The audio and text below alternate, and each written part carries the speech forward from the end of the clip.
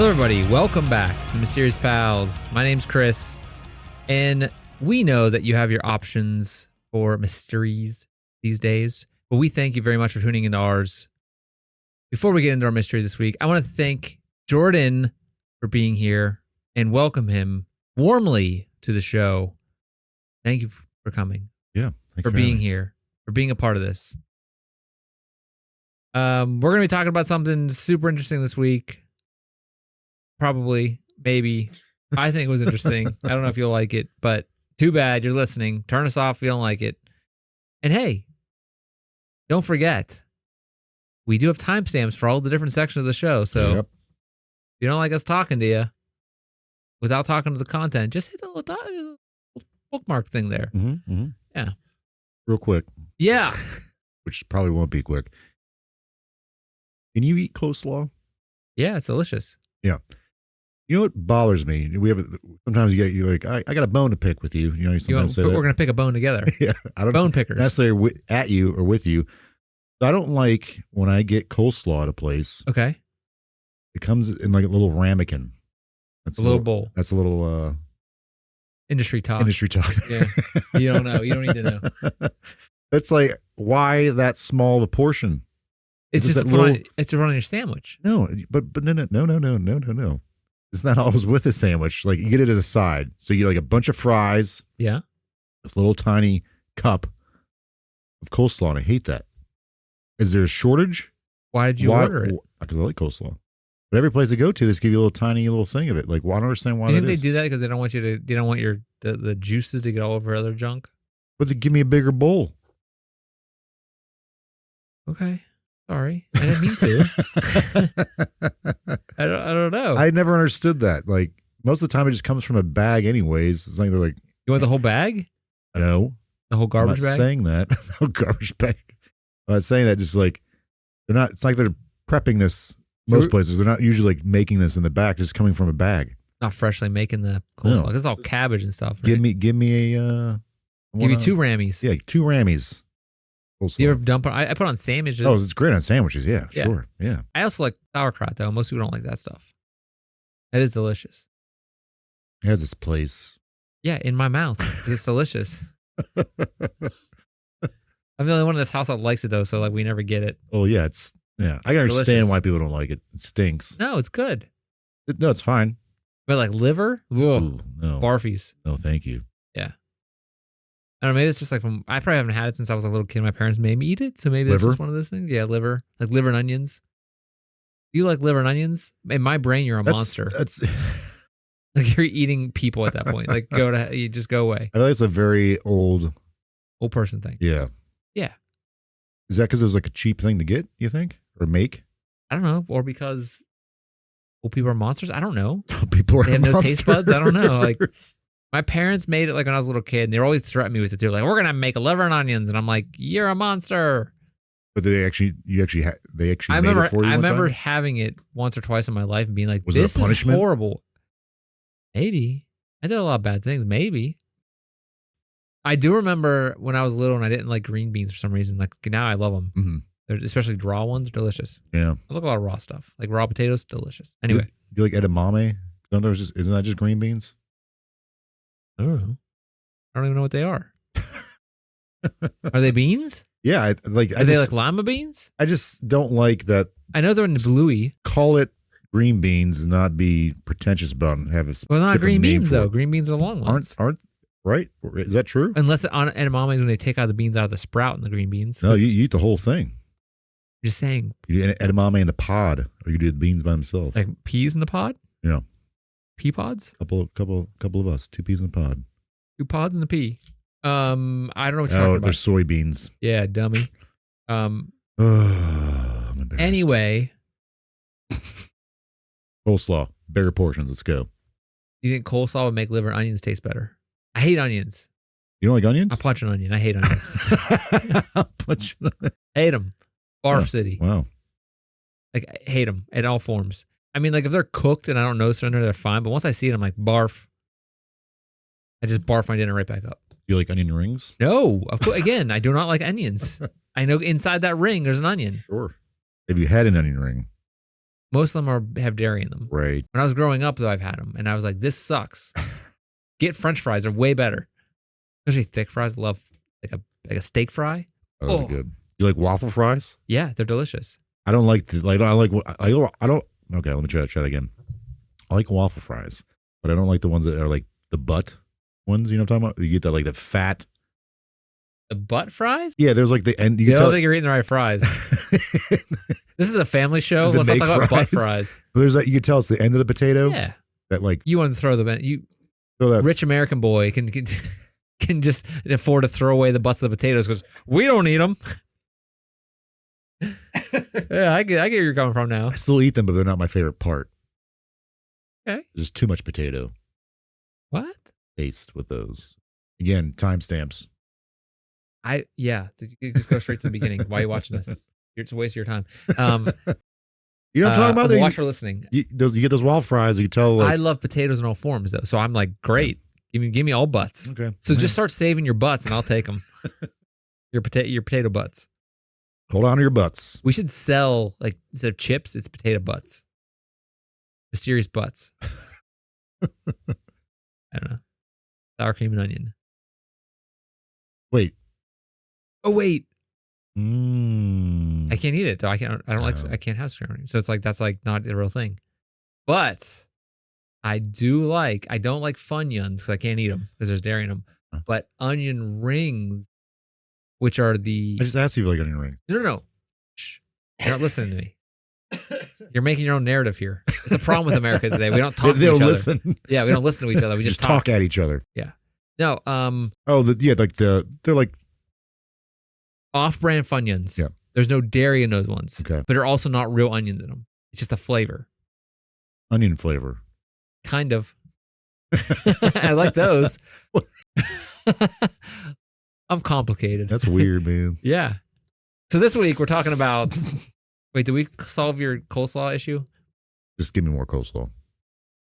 I don't understand why they're hoarding it. Why are you hoarding the coleslaw, America? Is there any coleslaw manufacturer that I want to sponsorships? Let us know. You can pay us in coleslaw and potatoes. Potato butts. Potato butts and coleslaw. Just cut off the butts because Americans don't like the butts. I don't know. Anyway, can we finally get started here? You done? Yeah. Jeez. This place sucks. Timestamps. Starting. Thankfully, you made it right in here. Now. Yeah, okay. So we're gonna talk about a place. And did you ever read The Giver?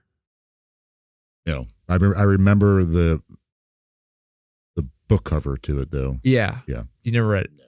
Well, this kind of blows up my entire intro. Do you think there's anything beneath us? Beneath us? Yeah. What do you mean? What could be down underneath the bottom, like in the earth? Do you think in the earth. Do you think there's like a hidden place, hidden cities, hidden towns, like hidden a hollow worlds? Earth kind of thing? Kind of, but not really. Okay. Talk about like a town. Like there'd be a city under the earth. You think that's possible? Talking about full people that've never been to the surface, or like mole people. I don't know. Smarter than us. Smarter than us. Why are they living? Why are they living down there? Look, man. Oh, it's cool. I know cities have built on top of other cities. Yeah.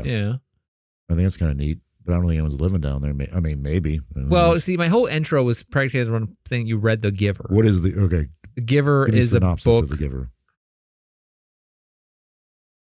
Don't read. Why would you bring it up then? No, I did read The Giver in eighth grade. Yeah. And it's about a society that's did you ever see the Village? Yeah. M. Night Shyamalan. Yeah. M. Night Shyamalan. Yeah. Mm-hmm. So The Village is a utopian society, right? That's the idea behind it. Yep. Okay. The Giver is the same type of thing. But this kid becomes a giver, or he's going to become a giver because apparently in that society you can it's an advanced society or something. What are they given?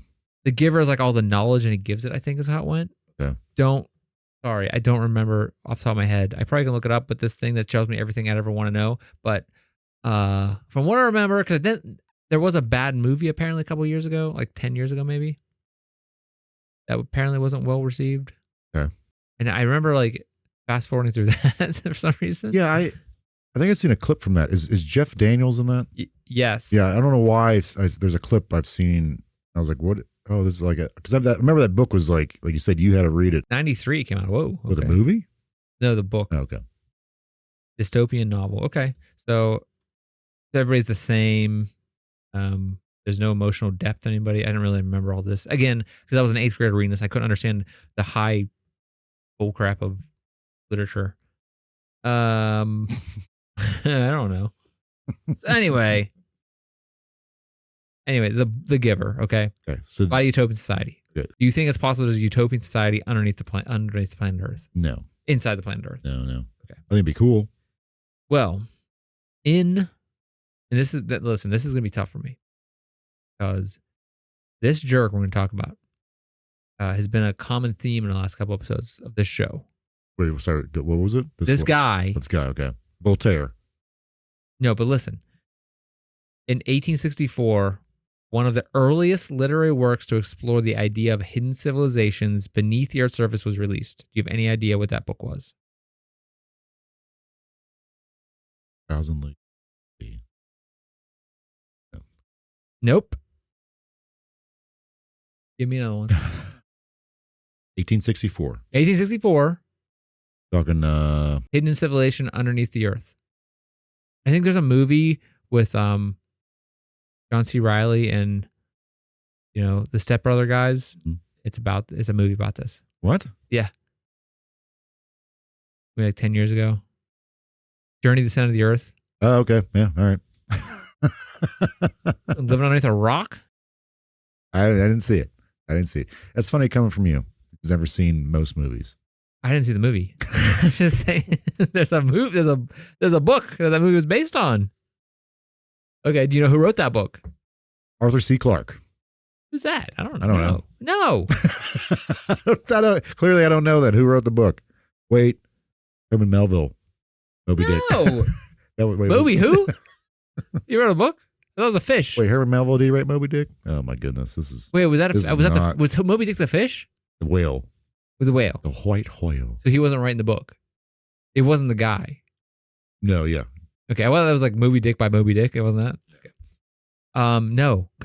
Jules Verne. Yes, for the love of God. Holy hell. Like you haven't been here. We got there. Remember last episode when I talked about how I don't listen? This is exactly what I'm talking about. I told you, I think I told you before, like, it's like we're in a void. Whenever I come in here and leave, I don't remember anything we talked about. Hear that, America? You don't care. I care. It's weird. It's different. So Jules Verne wrote Journey to the Center of the Earth, a film. There's a bunch of films of it. Was there a show? Was that Land of the Lost? I'm thinking. I think it's kind of the same you know thing. what? That's the movie. That's the movie with John C. Reilly. There was a movie though with Brendan Fraser. Yeah. Okay. So there was a movie. It just didn't have John C. Reilly and the other guy. What's the other guy's name? Ferrell. Will Ferrell. Wasn't those guys. Yeah, let's land. Oh, there's Journey of the Center of the Earth 2 with The Rock. Oh. In 2008. All right. Apparently they made this movie a lot. Well, there's another version, Disney's Journey to the Center of the Earth 2023. What? Yeah. It's a Disney movie. There's a Nintendo DS game too, Journey to the Center of the Earth with Brendan Fraser. All right. So I guess there's Journey to the Center of the Earth and then Journey 2. So they had Brendan Fraser for the first one and then Rock was the second, was in the follow-up. I see they did Journey 2. The 2 is where, I'm saying, what they did there. Play on words there. But this is Journey to the Mysterious Island. Yeah. I think it's a neat concept or idea that there's like something underneath. Yeah, it's a hollow earth thing, right? I mean, the whole Earth doesn't be hollow. We're going to go into the hollow Earth theory eventually in a future episode because that's I do want to do that. I think it's neat. Weird pile of make that we don't want to get into. But look, there's a Disney movie came out last year. We'll have to watch that first. Another something. Yeah. Looks terrible. I didn't even know it came out. Disney, that's weird. Okay, anyway. So, Journey to the Center of Earth. Jules Verne. Though Jules Verne and his Joel Verne. Not touching it. Jules Verne. Joel Verne. Oh, Joel Verne. Hey, Verne. Though Verne's novel does not specifically mention the city we're going to talk about in today's episode, it popularized the idea in modern culture, not say modern culture, but popular culture, of a vast unexplored world beneath the Earth's crust. A theme that would reoccur in later stories about Agartha. So the legend of Agartha has captured the imagination of people across the world for centuries. So this is fueled by a belief of hidden knowledge, advanced civilizations, and the idea that there are mysterious worlds beneath our feet. Kind of supposed to be like an Atlantis kind of thing. Yeah, I guess there's a lot of these in the world, different cultures, but this one gets going some weird places. It's also like, I'm all for weird. yeah, but it's also like when we get to the end of this, you'll be like, oh, that's people suck. Like the people that made this stuff up are like, okay, now I see where they're going with it. Like it. Well, we'll get into it, but it people seems drinking Kool-Aid kind of thing.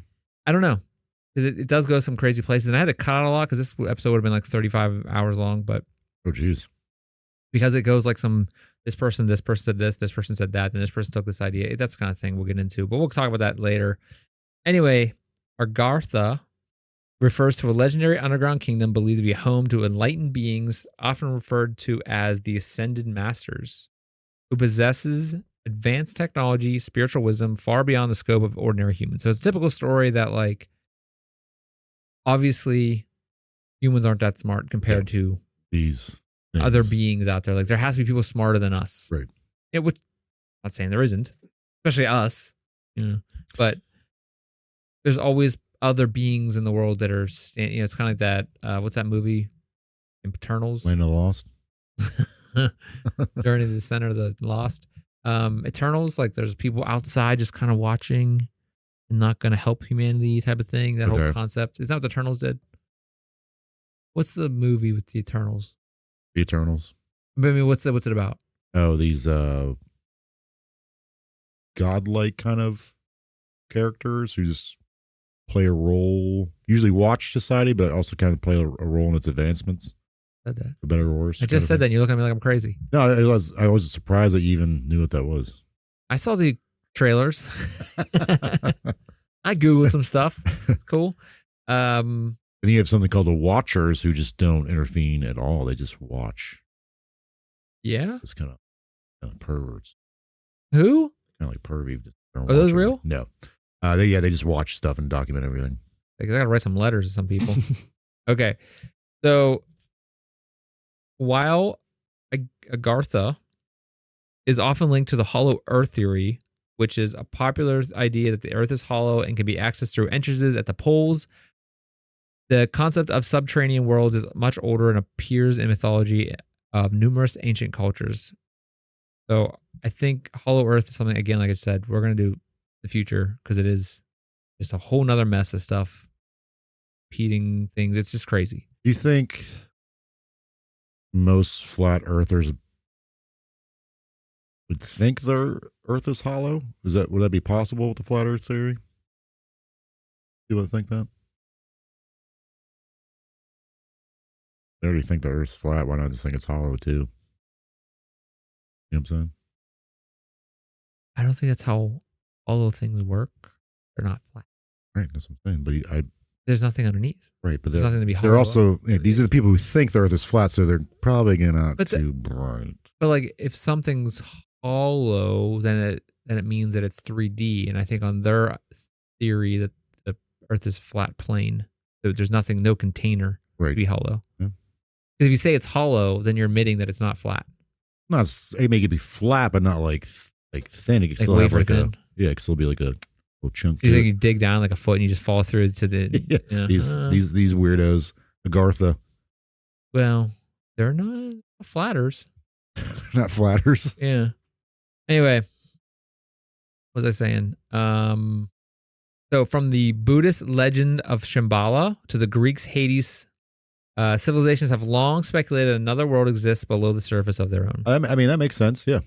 In modern times, Agartha has become a symbol of both mystical enlightenment and utopian hope. There's a couple words that are going to come up later in this that I still don't fully understand when I looked them up. And they're common words that people are like, what the hell's wrong with you? Okay. Like esoteric mysticism, or just esoteric, or mysticism, or how those are things, or why Why I don't know what they mean. Okay. It's like, again, Is esoteric means it's like knowledge only known by a few people? kind of, yeah. Something like that. Like, yeah, and then Only a select few can know this. Correct. It sounds kind of douchey. it's a real Voltaire word to say. If you ever our history of Voltaire. Tear my brains out. I hate that guy. All right. So let's look at the origins of Agartha in ancient cultures, such as Tibetan Buddhism in the kingdom of Shambhala, which is what's closely related to this theory. In fact, when we get into like the history of it, you'll notice that like some people that are the main culprits for this theory were closely or tangled into this part of the world. Tibetan Buddhism, Okay. that area, Tibetan, India, that type of thing. Agartha roots are often connected with the Buddhist tradition, particularly in the legend of Shambhala, a mythical kingdom said to be hidden in the Himalayan mountains. Shambhala is described as an ancient Tibetan text as a place of tranquility where enlightened beings live in harmony and spiritual perfection. It is believed that only those with pure heart and advanced spiritual understanding can enter Shambhala. But nobody could get in. Well, we can't get in, but some other people might. Though distinct, Shambhala and Agartha seem similar. Both are hidden realms where inhabitants are spiritually advanced, and both are seen as a utopian societies that represent the ideal way of life. That's why I brought up The Giver. Okay. Which then I was like, wait, I don't really think I remember The Giver when I brought it up. Some believe that Agartha is Shambhala, or that is one of the many hidden cities located throughout the Earth's inner layers. So people that believe in Shambhala think it is in the earth? Or is that like a different like physical plane kind of thing? That's something that I didn't get too deep into because it was like a huge rabbit hole. But of course, yeah. I think it's more that it's hidden in the Himalayas, but some of them may mean, is it hidden? Does that mean it's like in the mountains somewhere, like above the mountains? Like, or is it like actually...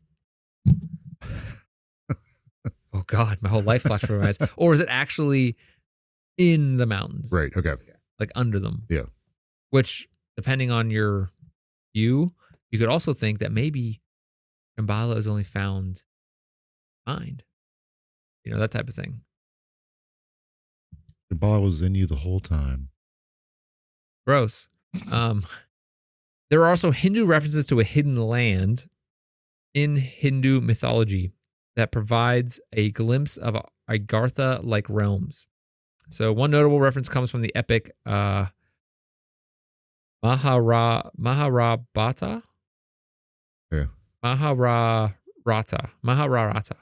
which speaks of a place, a subterranean kingdom populated by the Nagas, which is a race of semi-divine serpent beings. Serpent beings? Yeah, the Nagas in World of Warcraft. You ever played that? Or the fish people.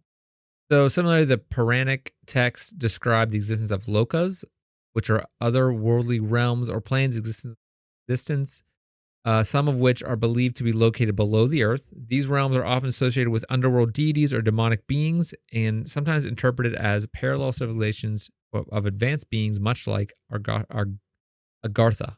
I don't keep stumbling over that. Agartha. Like Garth from Wayne's World. Yeah. Also, there are connections to ancient Egyptian and Mesopotamia underworld myths. The idea of a hidden subterranean civilization is not unique to the East. In ancient Egypt, the Duat was a realm of the dead located beneath the earth, where the souls of the deceased journeyed after death. Sounds terrifying. Yep. Similarly, the Mesopotamian mythology, the Sumerians believed in the underworld realm known as Kur, K-U-R, Kur, sure. Which was ruled by the goddess, Ereshkigal. Sorry. Rachel? Sorry, Sumerians. This myth illustrates how deeply ingrained the idea of underground worlds are in human culture across millennia, culture, like it's across the world. In our history, tons of people, whether they're ancient cultures or modern, as we'll see, believe in this idea that there's something else down there. Yeah, but that's all just mostly afterlife kind of stuff, isn't it? No, just well, the Egyptians, Yeah. Mesopotamians, A lot, yes, yeah. but even like when you talk about the Greeks and Hades, then yes, but it doesn't mean. I guess like the idea there is like you have to die to get to those places because No, and I think with Hades you don't have to because there's that whole lore of how the seasons change because someone went down like Hades kidnapped kidnapped this woman and someone went down to get her. I think someone to go down there to get it, but what happens is every time she's allowed back, she has to come back up for 6 months and then go back down for 6 months back with Hades. That's why the seasons change apparently. Gotcha. It's kind of like the Naklavi. Yeah. Okay. Yeah. So I think someone like she's not dead, but she's down there with. Yeah. Well, Hades. same. I mean, people can go to see Zeus though, right? Right. Yeah. Mortals. Yeah. And I think the same thing with a lot of these are just like humans can go in and out. Even with like if you're talking about Dante's Inferno, is about Right. Yeah. what's his name going down there? Dante. No, who's the guy? Virgil was the guy I was thinking of. Yeah, Virgil wasn't the real guy. He was telling him what to do. I only played the video game. I don't really know. Okay, so moving on. There are some ancient Western myths of the underworld, such as the Greco-Roman underworld of Hades, which we just talked about. There are plenty of stories in that whole. We just went over it. Like, there's plenty of stories about that. There are also Celtic, not Celtic. Not the Boston Celtics. The Celtic and Norse myths. In Celtic mythology, there are references to the otherworld, which is a mystical realm that could be accessed through certain sacred sites or portals, which I think is what kind of the Outlander shows. Oh, okay, yeah. Yeah, it's kind of based on that you can travel between worlds. In Norse mythology, there speaks of Svartalheim. Svartalheim.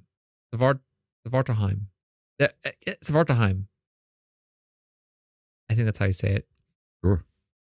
Sorry, Norse mythology. Which is a subterranean world inhabited by dwarfs and other beings. Svartalheim. Where's another being? That's what it says. No, don't shoot the big guy over here. These myths contribute to the idea of hidden worlds existing parallel to our own world, accessible only by those with the right knowledge or under the specific conditions. Which kind of sounds like what? You gotta be a pure of heart. Nope. Get down there. Recent episode. The conditions. Good man. Jules Verne? No. What about the Dutchman's Mine? Oh, right. Uh-huh. Yeah, Specific conditions to get in there. Yep. But we're not talking about that. Just thought it was interesting. Because the next little section here, is about Native American folklore and hollow earth theories related to that. Okay. Native American legends also contain elements of the echoes of the myth of Agartha. Several tribes, including the Hopi, which was New Mexico, like they're from the American Southwest, I believe, especially around like the Grand Canyon area, speak of ancient ancestors emerging from within the earth. According to their mythology, the ancestors once lived underground in the world they called the Sapaipu, before they surfaced to inhabit the current world. The story resonates with the idea Agartha is a hidden sacred place beneath the Earth's surface. So here is many different cultures across the entire planet. Because I didn't really go into more of like China, that area. But there's a belief of some kind of subterranean. Yeah. From in our just recent discussion here, from Tibet all the way across through Native American lands. Yeah. These. There's a common theme. Right. Which is interesting. These cross-cultural references of a subterranean world suggest the concept of Agartha, which, shaped by modern esoteric thoughts, thumbs up, here we go, is rooted by ancient human belief systems that span across continents. So, as I look through this stuff, it reminds me kind of like I know we brought this up before, like a lot of these ancient cultures, there's a great flood that happens. Yeah. I think we should do some of that at some point. But it's kind of like the same kind of thing. Like different kind of maybe outcomes or different reasons why, but They interpret it differently. yeah, but there's something very similar there, which I think is neat. Yeah, because you think of like we talked about mermaids in Yeah. that one Oh, episode. yeah. Episode Yeah. about mermaids. Right. Where there's like All over. There's something about them all over the world. correct. Interesting. Even in the smallest parts of the world, Yep. they talk about mermaids. All right, now that we kind of went through like the ancient stories about Agartha, we're going to talk about Agartha and esotericism and occultism. This is where it jumps into like we jump from like ancient stuff to 1800 stuff. Okay. We're gonna mention Hollow Earth. Don't worry. I know you're excited, but we'll get there. But the idea of Agartha, like specifically Agartha, this specific town, city under the ground, comes from like it kind of stems from three guys. And I had to like go through and like look at these the basic story, but then it kind of morphs from these three guys into which are just kind of working off each other to this other stuff, which we'll go into. So the first one in the list here is Luis Jacquelot. Oh yeah. Was 1837 to 1890. That's when he was living. Okay, so he's a French writer, judge, and explorer. French writer, judge, and explorer. Right. He just was Renaissance living a man. dream here in the 1800s. I don't understand how people. Do you think they're just saying, "Oh yeah, I write"? Yeah, of course. Or actually, they were like. Yes, that's what people do all the time with everything. Think about like those are very weird. Three weird titles to have: writer, judge, and explorer. Well, if his job as a judge, and then he's like, "I'm gonna go out and explore this I weekend." don't know, it's like he was stationed. What do you like, think this guy was actually exploring? He's just like going down the road, like, "Oh look, I Well- found this rock." when we get to his All right, Chris. like resume here, or what? You gonna just throw him over the board already? Mr. Judgy Judgerson over there. Is that your job? Is that what your career? Judging people, exploring my friends' house. Remember my in our bedroom growing up, our parents, or probably my mom did this. They got what our names mean, like biblically. I think Jordan was the judge. It might have been my brother, actually.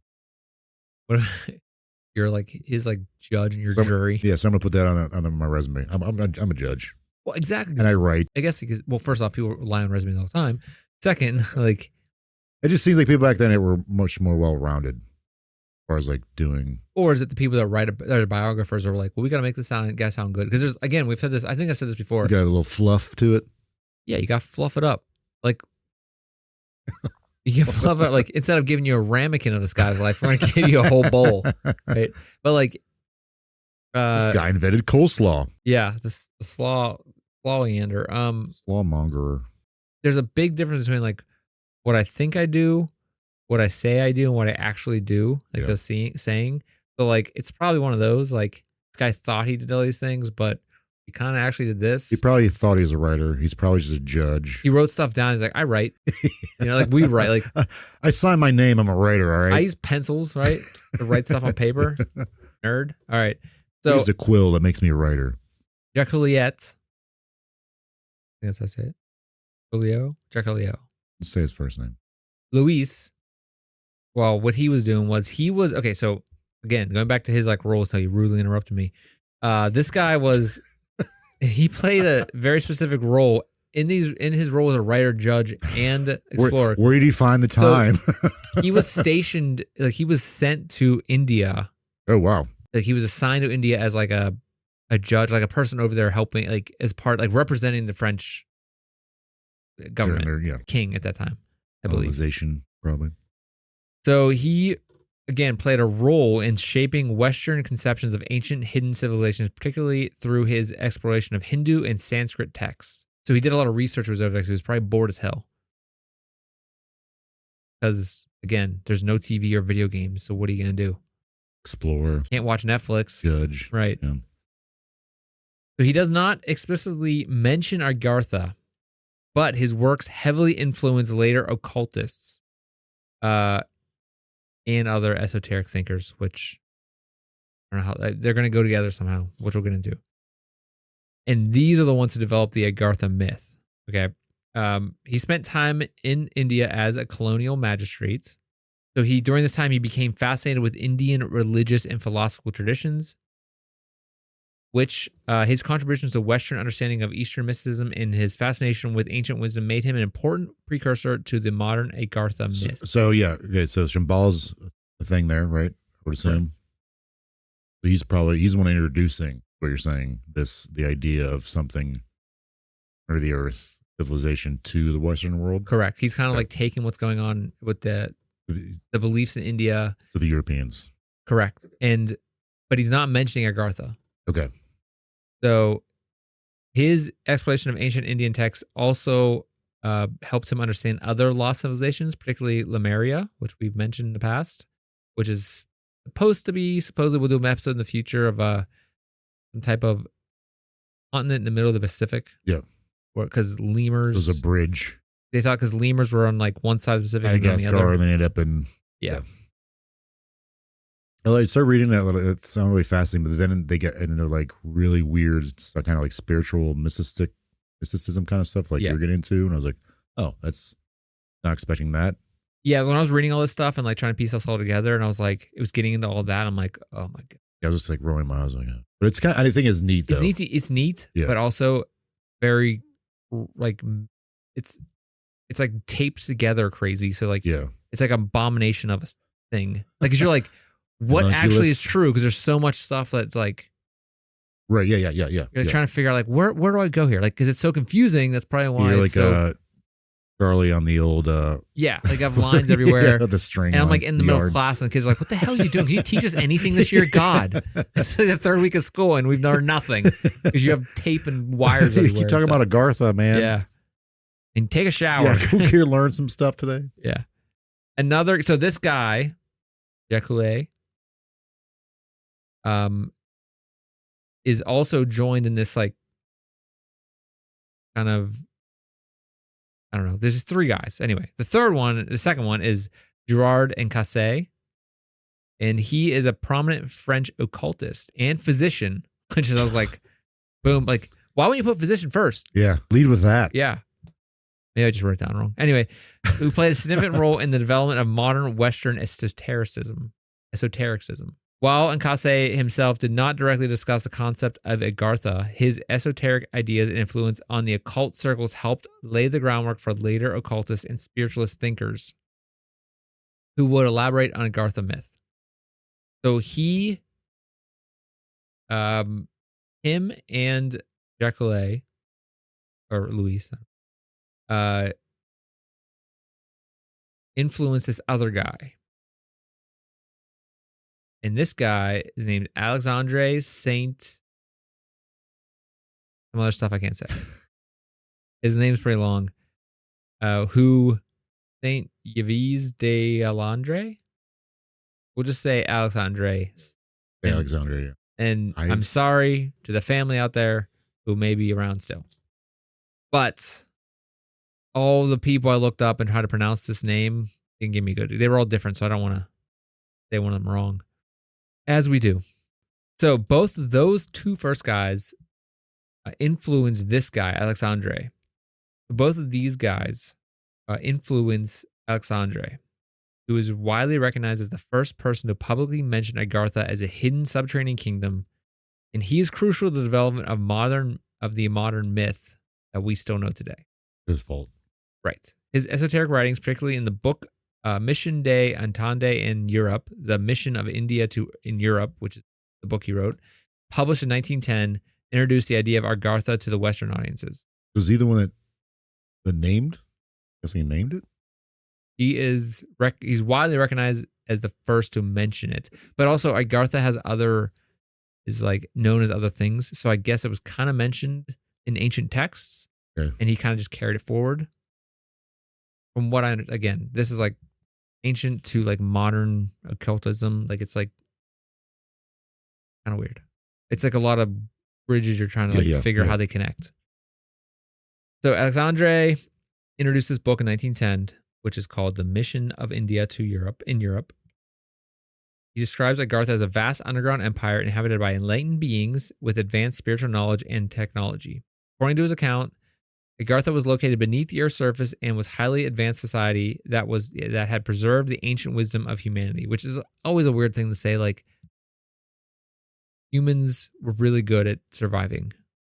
It doesn't mean there's some ancient wisdom that was saved to save the future. Right. Like, that's what always confuses me and enrages me. Yeah, like God forbid we learn how to do it on our own. We had to get help from some outside source. Yeah, it's like the people of Earth, like humans did not just figure things out on their own. Yep. Or that there were advanced people that figured it out already and then they left and hung out somewhere else, not to help other people. Right. Yeah. We're too stupid to figure it out. We're too stupid to follow those people and be like, hey, man, Yeah. tell us how you did that. Yeah. Can we get a light bulb? You ever see that episode of like Family Guy whenever, who's the guy, like about the guy that invented the light bulb? Name? Edison. So it's Edison. He's living across from like a frontier town. And he's like, hey, Edison, we're freezing over here. Can you, like, it's so dark. Yeah. He's like, oh, man, sorry. How do you think I feel? I have to look at your dark house. Yeah. Sad house. And he slams the door. Yeah. Again, all of our knowledge of anything comes from Family Guy. I haven't watched that show in a long time, but it was great. It's still going. Yeah. Okay. Let's get back to something people are here to listen to. On a tangent, sorry. I make that one guy mad. Left us a thing. So anyway, Agartha was located underneath the Earth's surface, as I mentioned. Alexandre claimed that Agartha had a perfect social and political order based on synarchy. Synarchy? Synarchy. Okay. Which is a form of government that emphasized cooperation, spiritual leadership, and unity, which he believed was superior to democracy or authoritarianism. Authoritarianism? Say it. Authoritarianism? Authoritarianism. Oh, crap. No, I can't. Authoritarianism. Yes, there you go. Authoritarianism. Authoritarianism. So, synarchy is supposedly better than that. Of course it is. Right. The rulers of Agartha. Yes. The rulers of Agartha are said to guide the world from behind the scenes. We heard that a couple minutes ago when I mentioned I saw the commercial for the Eternals. Helping humanity spiritually and socially through their tracks through the world. Does this guy have a lead mask? Not yet. In his writings, Alexandre depicted Agartha as a utopian kingdom with vast libraries containing all the knowledge of the world dating back to the origins of humanity. Again, why? What's the point of that? Did you say how these people, so these people that live down there, does he go into, are they aliens? Are they a race of people that were here before humans were? Great question. I didn't go that deep. Okay. Because, again, it's a rabbit hole. So he has an entire book on it. Yeah. But I think it also stems from a lot of the teachings in India. And Buddhism and Hinduism and stuff like that. So kind of amalgamation of that stuff that he puts together. Okay. And so I think if you go back to that, and there was stories about that. I don't know if I go into them. I can't remember because there's kind of long. Goes into that of like what was down there. Thing was kind of the same thing. Yeah. Again, Alexandre claimed his knowledge of Agartha come from interactions with Indian spiritual teachers.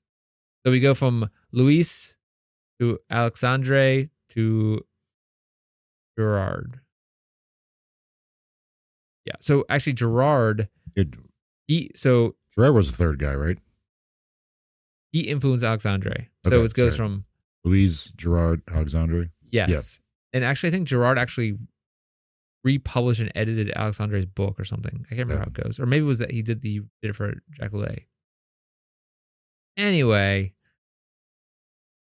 what we get into now is something you believe you talked about before.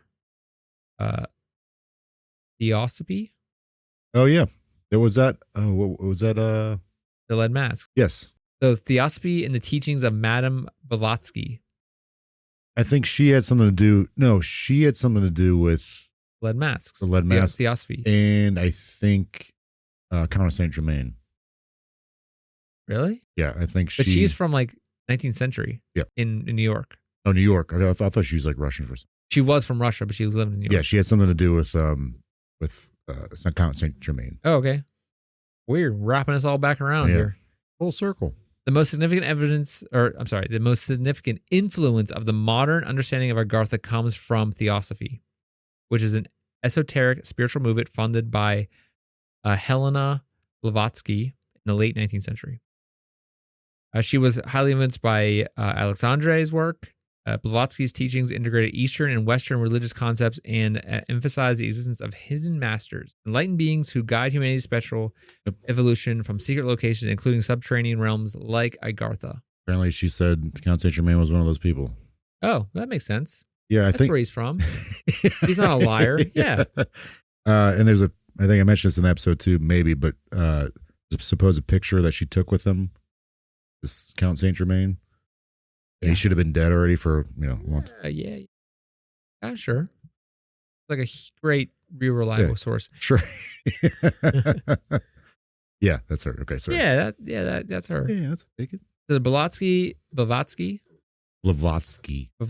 claimed that Agartha and its spiritual counterpart, Shambhala, was inhabited by the ascended masters, as I said before, who held the key to ancient wisdom. Theosophy popularized the idea of Agartha as a real place and it could be accessed through spiritual enlightenment and secret knowledge, and it remains a foundation concept in New Age spiritualism. I don't have a problem with that, but when it's saying that only a certain few people have this knowledge, that power thing, it seems like she's like, oh, I might be one of these. So say, I'm not sure if she says she's one of these people, but like, I have that knowledge. That power thing becomes, I consider it becoming a manipulative to like people who are trying to like, of course, cults. Yeah, right, exactly. Yeah. It's kind of like, I don't know. Okay, well, sorry. I just closed the laptop. Well, it bothers me to leave. I don't like it. This whole thing bothers me. You bother me. You bother me. I bother me. Well, I'm glad you brought this one up because I was like, she came up during this Saint Germain thing, and I wanted to look more into her. So that's kind of cool. Blavatsky? Yeah, just I think sounds like an interesting person. Yeah, she sounds great. Real killer person. So Renee Guénon, who is a French metaphysician, further developed the idea of Agartha in his work, The King of the World, published in 1927. Metaphysician? His metaphysical writings. So metaphysician, I don't know what that is. I didn't look that up because I just realized, like, what the hell is that? He does healing on a different astral plane for the mind's eye. Oh, yeah, we talked about that. I don't know what the hell it is. Oh, yeah, we talked about it. I don't know what the hell that is. Yeah, I don't know what that is. We didn't come to a conclusion on that. Yeah, never figured it out. No way to know. Never know. Metaphysics is the branch of philosophy that examines the basic structure of reality. It's often characterized as the first philosophy. Oh, metaphysicist. I thought you said metaphysician. Yeah, that's the person who does the metaphysics. Oh. That's how the English language works. Jesus Christ. This place sucks. I hate this. Every minute is torture. A physicist is different than a physician. Correct. Just like your doctor is not a physicist. Yeah. So, but he's a metaphysician? That's what they say. But he's not a metaphysicist. No, those are two different things. So what's a metaphysician then? The guy that does metaphysical stuff. That'd be metaphysical. No. The person that does the metaphysical is the thing. Metaphysician is the person that does the metaphysical. Just like a physician. Okay, so what is he doing? I don't understand. What's this guy doing? A physicist and a physician are two different things. Yeah, you're right. But he's a metaphysician, not a metaphysicist. What is being a physician to? A doctor to? He's not physician to anybody. I thought he's a metaphysician. Whoa. Philosophy. Okay. So want to be a metaphilosopher? Philosophist? Look, do you think I know what the hell any of this means? Okay, well, I don't know. That's rich. Yeah, I don't know what the hell this guy's doing. The origin of metaphysics lies in antiquity. I mean, it's just a different name of saying this dude's got what he does. This dude got what he does, man. Yeah. Yeah, it's a metaphysics study of the most general features of reality. That's including physicist, this- not physician, though, right? He's a metaphysician. What I said. Yeah. But you keep talking about what a metaphysicist does, not a metaphysician. I didn't say it's a metaphysical. Metaphysician is this guy. Okay. He's a metaphysical is a branch of philosophy. Okay. Sorry. Metaphysicians are interested in the relationship between free will and causal determinism. Metaphysics is the whole thing. Got it. But we're not doing physics. Because physics is the study of how little, the things are put together. Mm-hmm. So metaphysics is understanding reality and how those things, probably in like the branch of those things.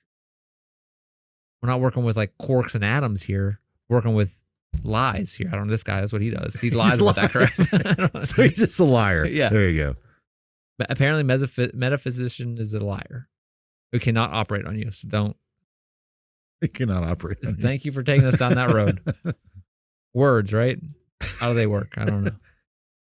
So this guy, Renee, yeah, wrote this book called The King of the World, published in 1927, which describes Agartha as a center of the world's spiritual authority. And it's a place where the king of the world ruled over the ancient civilization that guided humanity from behind the scenes, which we went over. His work was deeply symbolic and portrayed Agartha as not merely a physical location, but a metaphor for spiritual wisdom and initiation. So his interpretation of Agartha, which is this Renee guy, was resonated with those who viewed the myth as part of a broader metaphysical landscape. I mean, he's not doing surgery on someone in this physical. He's not doing physics. It's metaphysical. It's not real. Yeah. It's a lie. Blending ancient tradition with esoteric thoughts. Yeah. So what we got here, though, these guys write books about this crap. Yep. And what happened was about this story. And what happened was there's a bunch of other people that were like, I'm going to go find this. Some other people did that. They actually went and like got money together and went and tried to find it. So there was a guy named Nicholas Roerich. And so he was a Russian mystic and artist, became one of the most famous modern seekers of Agartha or Shambhala. I think he might have been searching for Shambhala specifically or like on record. Roerich led expeditions through Central Asia where he claimed to have encountered evidence of a hidden kingdom. Like Blavatsky and Renee, Roerich believed that Agartha or Shambhala was the seat of spiritual authority on the earth, that it was inhabited by enlightened beings, like we said. His quest for Agartha captured the imagination of both spiritual seekers and conspiracy theorists, though. His accounts helped solidify the association between Agartha and the mysterious East, and his artist depictions of the kingdom remains iconic in esoteric circles. So he went out, searched for this stuff. Someone funded this. He went out and painted some stuff. That's what people, like he said, he found some. I mean, he probably found some caves. Yeah. He probably didn't follow them all the way down to the town, maybe. You think if these guys like actually found something like this, there's like so spiritually enlightened and so much more technology, they'd have like probably have like elevators, right? Yeah, right. Or some other mode of transportation. Right. You just don't even have to like just like teleport through the earth. Yeah. Maybe that's what those like things that go into the ocean as like UAPs are. Maybe that's what they are. They're going down to Agartha. Maybe. Not for me to know. Isn't it? Is that what we're doing right now? I'm just telling a story. I'm not making decisions for you. Okay. I believe in the metaphysical rule of free will. Okay. Turn us off. Don't do that. Turn this off. Agartha's role in occult and New Age movements is our next kind of thing we're going to look at here, because Agartha's status as a hidden kingdom of enlightened beings made it central to the themes in occultism and New Age spirituality, which we talked about Lemuria and the mountain in. We talk about the mountain in California. Yeah. Well, we mentioned it in the previous episode. Yeah. So like Lemuria and the mountain, Mount Shasta. Yeah. Mount Shasta. So like that whole like story between those two, goes into like New Age movements of spiritualism and mysticism. Kind of plays a role in that. The idea of a hidden spiritual advanced civilization that can guide humanity toward enlightenment resonates with those who seek alternative understandings of human spirituality and history.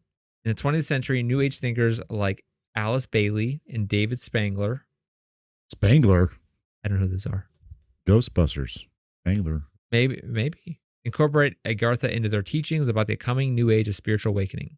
In their view, Agartha was not a physical place, but a state of consciousness accessible to those who undergo spiritual initiation and inner transformation. But I'm guessing it's like, give me $20, give me $100, and I'll show you how to get there. Okay, so all this leads to the hollow earth theory. Okay, we're not going to go into hollow earth, as I mentioned, but I want to just gloss over this. I'm going to shoot like through this, like real fast. Not really fast, but anyway.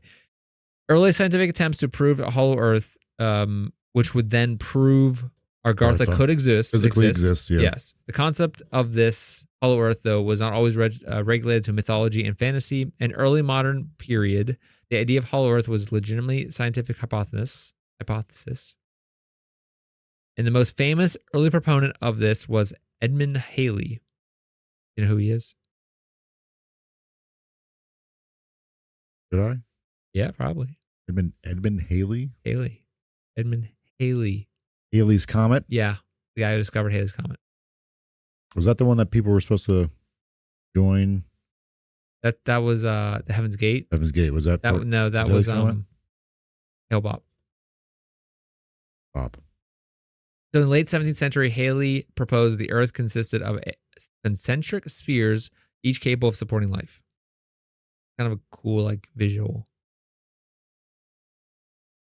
He believed that the inner Earth might house an advanced civilization and suggested that auroras were caused by luminous gases escaping from these subterranean layers. The aurora borealis. It's the swamp gases. Yeah. Another one is John Cleves Sims and his Sims hole hypothesis. One of the most famous advocates for the hollow earth theory was American Army officer John Cleves Sims, who in early 19th century proposed a large hole in the North and South Pole. There was a large holes in North and South Pole and provide entrances to the inner world. Sims believed the hidden realm was home to advanced civilization and attempted to raise funds for an expedition located at the pole entrances, but he never did. He never got the money. Wonder why. Yeah. As hollow earth theories gained popularity, the concept of Agartha began to merge with these scientific ideas. So as people said, like, hey, there's a town down there under the earth, they're like, yeah, it's Agartha. The myth of hidden subterranean civilization, when conceived as spiritual or technological, seemed increasingly plausible in light of theories suggesting the earth could physically accommodate such a place. So as people start looking deeper into like how the earth actually works, they're like, there could be tunnels down there. There could be big openings. Explorers, writers, and esoteric thinkers began to see Agartha as not just a metaphysical idea, but a literal underground kingdom that could be accessed by those brave enough to seek it. In the late 19th century and early 20th century, several explorers and adventurers claimed to have evidence of the hollow earth in Agartha. One of the most notable figures was Ferdinand Oceanowski, a Polish explorer. Yeah. If your homeland, your people, they're out there making changes in the world. Mr. Ocean. Yeah. He was a Polish explorer who chronicled his travels in Mongolia in his book Beasts, Men, and Gods, 1922. Okay, so this Polish guy, fine young gentleman, Ferdinand, reported hearing the hidden underground kingdom of Agartha, or Garthi, from local spiritual leaders in Mongolia. According to his account, Agartha was a vast subterranean empire that spanned beneath Asia and inhabited an advanced race that wielded powerful technology. Did he, remember when I was looking at the Lemuria thing too, did he actually go down there, claim he went down there? Not from my records, okay, but I think that's what the book's about. Okay, because there's one where like the father and his son were like explorers and they... I didn't look too deep into it. They went underground and it was okay. It was weird. You're trying to say it was not weird? No, they met people and like talk to them.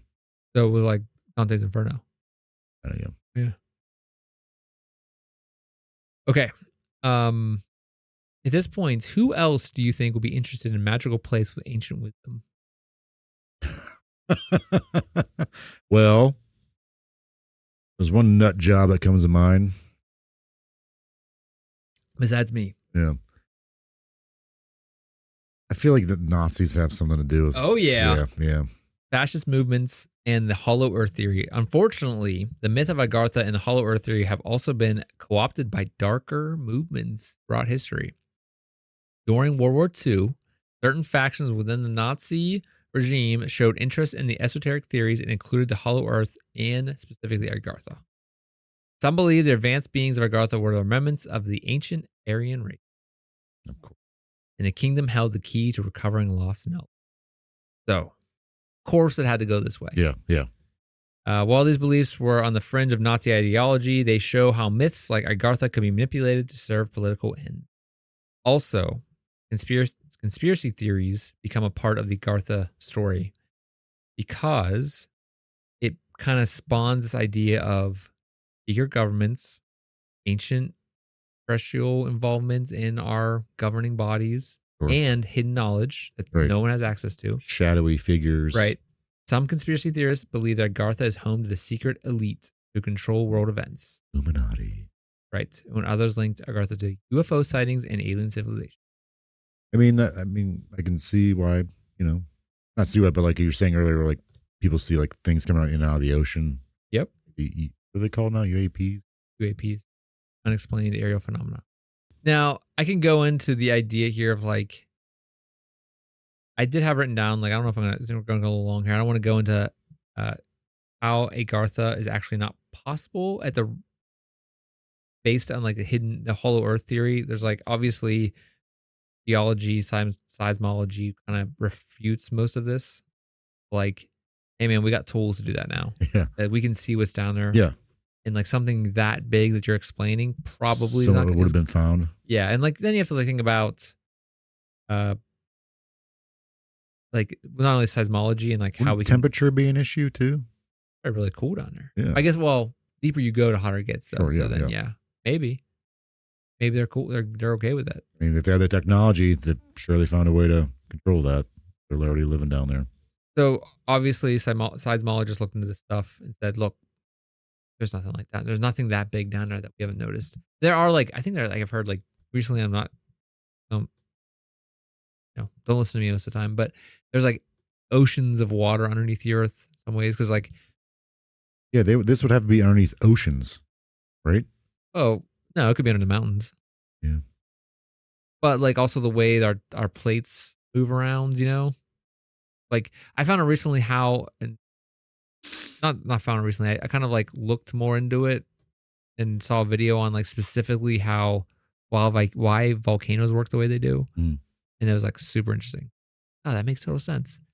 Because there's this theory about the idea that the earth is not floating on lava, like the plates, tectonic theory, or the tectonic plates of the earth. It's like the earth actually just expands.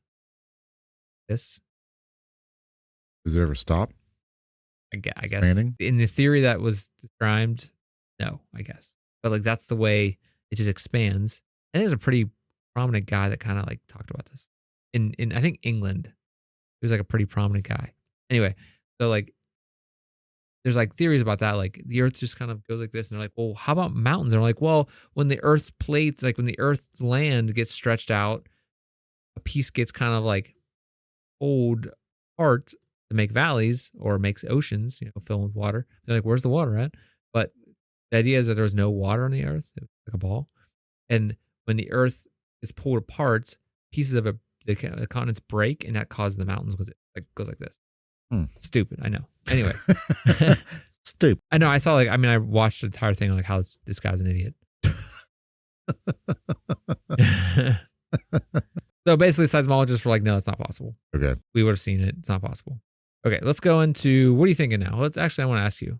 I would like something like this to be down there, physically be down there, but I don't believe it. No. What are they talking about? A metaphysical place, man. You just got to know how to get there. How to hold them and fold them. Yeah. Hold them short. Yeah. One thing I noticed. Let's go into some theories. Yeah. You ready for that? Let's go into some theories. No, let's do this. One thing I noticed is that the story of Agartha has been twisted a bunch of times, and like co-opted, torn apart. Sure. You know, it's just kind of follows this like waves of like some guys like, that sounds like a good idea. Yeah. I am a doctor. Takes it and runs with it. Yeah. So Agartha continues to fascinate humans, even though there's a lot of evidence that it doesn't exist. But as we know, conspiracy theories and things like that, it doesn't matter. Science. Science says it doesn't exist, but also science is designed. The way science works is like people are wrong all the time in science, and then they change when some other way of finding something comes up, they change it. That's how science works. So to say that it doesn't exist, more than likely it doesn't exist. But we always have that kind of thing in the back of our head where scientists are saying it's wrong, but science always change. Like things in science change all the time. Sure. So despite that, the scientific proof that hollow earth or that the Agartha, a big void, like something that would house Agartha, couldn't exist, unless it's some like metaphysical thing where like these aliens built this like machine that's holding up the earth and hiding them, that type of thing. Yeah. Probably doesn't exist, but still continues to captivate people's imagination. One of the primary reasons for the enduring fascination with Agartha is the physical appeal of hidden worlds and utopian societies. Humans have dreamt of perfect civilizations, places where peace, wisdom, and harmony reign. Yes. It represents an ideal, which is offering a vision of a better world that just exists beyond our reach. This concept of a hidden realm also speaks of the human desire for mystery and adventure, as well as safety. Better life. Yeah. No wars or anything like that. Yeah, and it's kind of easy whenever, especially living through like 1700s, 1800s in modern history, with all the wars and stuff. Like people, of course, are going to wish for that, explore for that. Yeah. Another thing that drives the story is mythological roots of the story. Yeah. So ancient civilizations and the underworld myths that from ancient civilizations about hidden realms beneath the earth, such as the Tibetan Buddhism, the Hindu texts, and Greek and Egyptian and Mesopotamian myths. These all serve to they serve as a misrepresentation of what could be. Yeah. So we had all this stuff from ancient cultures that are looked upon and studied upon a long time now. They had this ancient, because it's ancient, doesn't mean it's real or better. Like the theory is like, people say like, oh, this medicine came from ancient Chinese recipe. You're like, so? Yeah. Like, it doesn't mean it's doesn't better. Mean it doesn't mean, yeah, right. Do these ancient Chinese people that invented this have microscopes? Yeah. Like, how do they know it would help me? Right. I just want to get rid of my hemorrhoids. Yeah. Whatever works, guys. Yeah. And get our ancient Chinese masters vitamins now. Only $75.99. Okay, so that is kind of the idea that, again, this theory based on the idea that because it's old and ancient and in scripts or in written down in ancient books and stuff, literature, then it must be true. Right. And it must exist. We just haven't discovered it. But I mean, also the fact that like it's not beholden to one culture or country. It's kind of like the Noah's flood. Yeah. There's got to be, and that's the thing. Like because of that, there's something there. There's like something that all these people believe that, even though there's different interpretations of it, like make you think like I can understand why people are like there's got to be something there. All these people across the world think this. There's got to be something there. And we're never going to see Jordan again because he's been hiking in the Himalayas looking for this place. See you, suckers. So another theory here is that because there have been funded expeditions, there have been claims by explorers. For centuries, people have been looking for this place, that there must be more than meets the eye when it comes to the world. Yeah. And because there has been so many people basically spending money and going out and looking for it. And at the same time, maybe uncovering other cities and stuff they found. Like we talked about Getty last week. Yeah, Getty. And so they found that. Right. Why couldn't this be true? Like they're always finding these new places in Mexico over the Mayans and the rainforest, like with new technology. There must be other things out there. So why couldn't one of those lead down? Why can't this be real? Yeah. Yeah. So even today, Agartha resonates with those who believe that there is more reality than science can explain. So because there's so many people that have looked for this, they haven't found it. It's just because they haven't found it yet. Not because it doesn't exist, because they haven't found it yet. Right. Another theory here is the idea that esoteric and occult traditions feed this, and which were prominent in late 19th century. Yeah. Those Blavatsky's Theosophical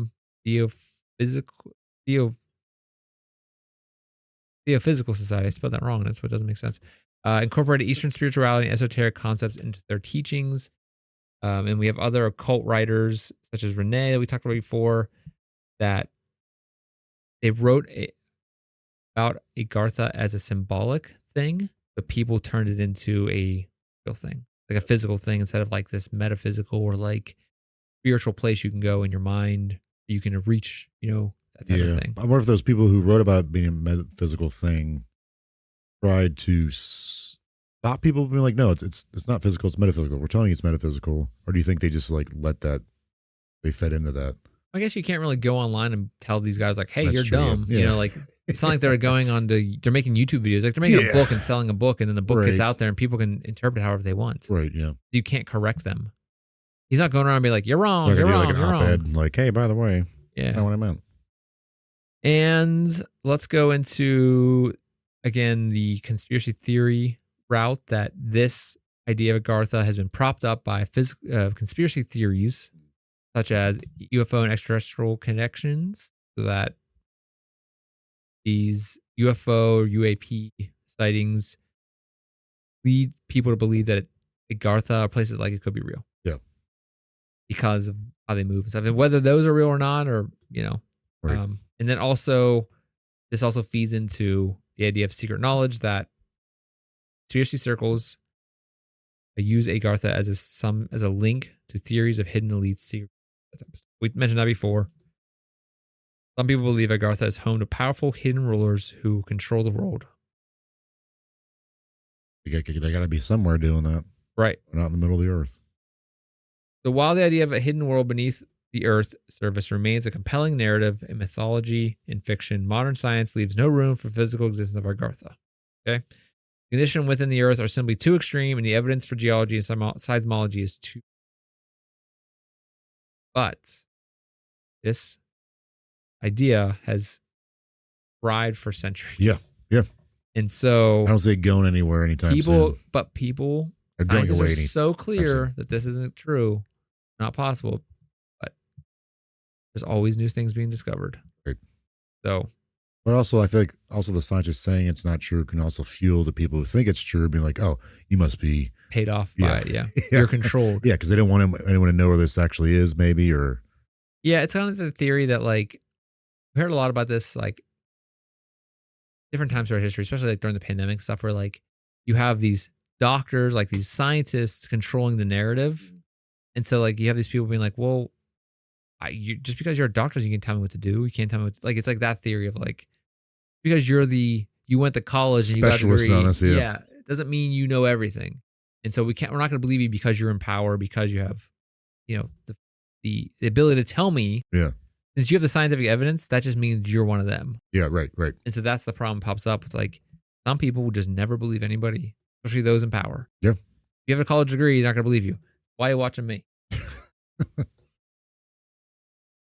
So what do you think this whole thing is based on? What is Agartha, and why has it been such a part of human history?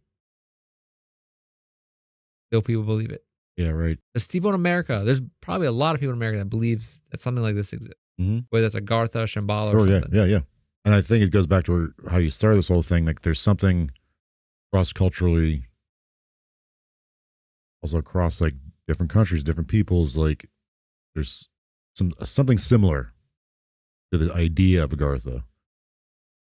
I think because of that, it's something that's endured for so long, like it's not just going to go. That idea is not going to go away. Now, Agartha's obviously maybe not necessarily the same as some of these other things, but it's very similar. I think you can't, like, if it's lasted that long, it's can easily just, like, even though scientists are saying it can't be real, like, that's not going to stop people from thinking something like this real. Also, the fact that some people are saying it's not physical, but more metaphysical, so maybe a different realm, or like it's a matter of the mind or some religious belief. Yeah. Like, you can't really tell someone that doesn't exist. Like, if they're saying it's like a belief. You can even like pin this on to like something like heaven in the Christian belief, Sure, Christian view of heaven, like world with higher beings and that has all the knowledge and stuff like. Absolutely. So you can really pin this on every spiritual belief in some way. And also the idea that like, I think the fact that it's this supposed to be wise people who have all the knowledge and it's supposed to be this utopia. Like, it'd be one thing of like, oh, it sucks down there. Like, no, no one's gonna hot. Yeah, like, yeah. It's a dystopian, not a utopian, like society. So I think the fact that like people always want, especially in like big times of like pandemics, wars and stuff like that, people always want to have hope that like there's something better. Yeah, same with kind of the idea of heaven. So maybe they're like someone out there has figured it out, matter of finding it, kind of thing. Yeah, being able to get in there. I mean, there's like one that's hard. Something like that's hard to like dismiss for some people. Yes, and there was this one comedian, or who it was, but he was like I was always told in my life you can't go out and do like bad things because you're not going to make it to heaven. Like, possible they just made that up so kids would behave and like people would do behave. Bad things. Yeah. What do you think? I think it's just, I think it was something that was twisted from ancient writings that was probably more than likely talking more of a metaphysical, like, hey, you can reach this bliss, this nirvana, just like heaven. Yeah. Like, it's just some people want to profit from the idea of this story. I think that's a big part of it too, is the profiting of it. Especially in the 1800s. Yeah. You know, these guys in the 1800s and these later. Shamans and stuff like that. Like, especially the fact that I think it's driven by the fact of the idea of ancient knowledge being better for humanity than those ancients aren't around anymore. So what do they know? Yeah, like ain't so smart now, are you? They couldn't make it, so why, Dumb dead idiots. Yeah. So I think it's more of like people profiting and manipulating others to profit based on a very loose understanding of an ancient text, of an ancient spiritual thing, specifically maybe in Hindu or Buddhism, things like that, of like a plane you can attain, but in your mind, like spiritually. Yeah. It's not physical, but maybe. Right. And I always thought, like, go back to this with a lot of like ancient texts too. It's like they were probably smart enough to be like, this actually doesn't exist. It's it's more of a, we're interpreting it as something that's real because our current day, everything is real. Sure. But like back then, they're like, no, of course this doesn't exist, you idiots. Or they're just messing with future humanity. Yeah. So it'd be interesting to see, like, I don't know, possibly like to see when like the spikes in history, when the stuff takes off and like kind of dwindles. Like, is there like a global case that are like pandemic or war going on, or like something going on, like specifically with Agartha, not necessarily these other religions, but I'm saying it with Agartha itself, like when there's a spike when people start like getting more interested in it or start talking about it more. Yeah. Something globally related to that, or like, I don't know. I mean, you have to think about it like, what's the idea of this new spiritual movement, which, I support people do whatever the hell they want. Sure, yeah. You want to believe in this thing's great. Yeah. Just because I don't think it's real or because I believe in something different, I mean, I'm right. Yeah. But also, if it makes you happy, if it makes you feel more connected to the world, it makes you just not go out and beat someone up or like kill yourself or kill someone or do drugs, like great. Yeah. If you believe in those things, great. Because that's important, humanity, having something to believe in. Yeah. It's the just thing. Don't ruin someone else's day. Yeah. And I think it's a neat idea that that there's something like that there, but like why is it not more well known? Why can't I go there? Can I go there? If it's actual physical place? Yeah, you can if you can find it. Yeah, but also why are these people who are these beings that are down there like more open about it too, you know? Well, that's coming down there making everywhere. Making it worse like it is up here, yeah. Yeah, make it like, hey, you got this garbage we'll bring down here with us. Yeah. You guys ruined up there. You're really down here? Yeah, you idiots, stay up there. We don't want you to stay out of our house. It's like probably there's probably like a door somewhere, and they're like some old guy's like you knock on it, he's like, what?